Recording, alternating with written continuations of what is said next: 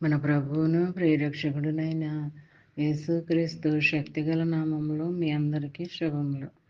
ప్రియమైన దేవుని బిడ్డలారా, మరి ఎలా ఉన్నారో? గతించిన దినమంతా కూడా ఆయన రెక్కల నీడలో నన్ను మనందరినీ కాపాడి మరొక నూతనమైన దినంలో మనం ప్రవేశపెట్టిన విధానాన్ని బట్టి మరొకసారి ఆయనకి వందనాలు చెల్లించుకుంటున్నామండి. మరి ఈ దినము దేవుడు మనకిస్తున్న వాగ్దానము ఇర్మియా గ్రంథము 15వ అధ్యాయము 20వ వచనం.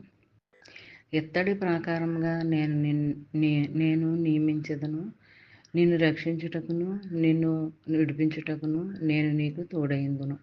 ప్రియమైన దేవుని బిడ్డలారా, మరి ఇందులో మా దేవుడు మనకి ఆదరణకరమైన మాట చూపించున్నాడు. ఏంటంటే, నిన్ను ఇత్తడి ప్రాకారంగా నియమిస్తానని అంటున్నాడు.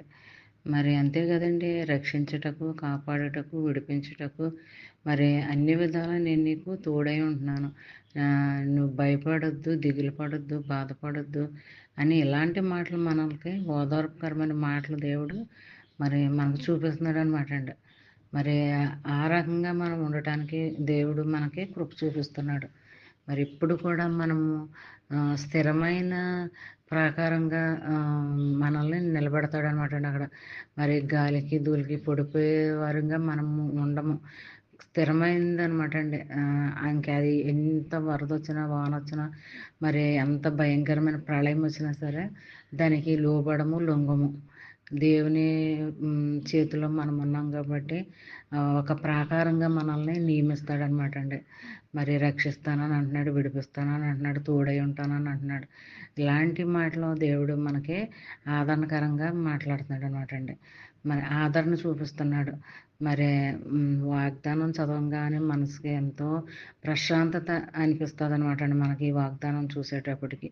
అలాంటి దివ్యమైన వాగ్దానాలు దినదినము దేవుడు మనకి ఇస్తున్నాడంటే అది దేవుని యొక్క మహాకృప అనే నమ్మాలి, విశ్వసించాలి. మరి ఈ దినమంతా ఈ వాగ్దానం నీ ఫ్రెండ్ సర్కిల్లో పంపండి. అలా పంపడం వల్ల మీరు దీవించబడతారు, వారు ఆశీర్వదించబడతారు. దేవుని యొక్క ఆశీర్వాదాలు ఒకసారి ఇవ్వబడతాయండి, ఎప్పటికే ఆగవండి, అలా పొందుకుంటానే ఉంటారు. మరి ఈ చిన్న వాగ్దానం దినమంతా ధ్యానించుకుంటూ మరి దీవెనలతో నింపి నడిపించాలని కోరుకుంటూ, ఆమేన్. God bless you.